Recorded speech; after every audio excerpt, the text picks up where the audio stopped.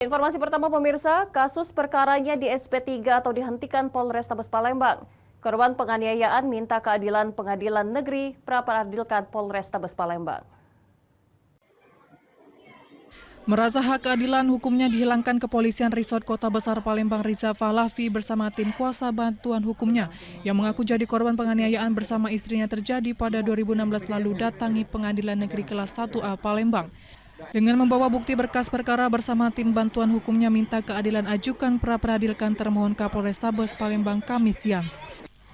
Menurut Arif CS, kuasa bantuan hukum Riza Falafi menyatakan peristiwa dugaan penganiayaan pengeroyokan dialami Riza Falafi dan istrinya terjadi di tahun 2016. Berbagai proses sudah dilakukan namun perkara ini tak kunjung dinaikkan. Terakhir tahun 2023, penyidik Reskrim Polrestabes Palembang meminta gelar perkara dan hasil gelar perkara tersebut akan dibuka kembali. Akan tetapi pada 13 Desember 2023 perkara ini dinyatakan dihentikan oleh Kasat Reskrim Polrestabes Palembang dengan alasan kurang cukup bukti. Dari itu korban bersama istrinya minta keadilan ke Pengadilan Negeri Kelas 1A Palembang dengan mengajukan gugatan pra-peradilan.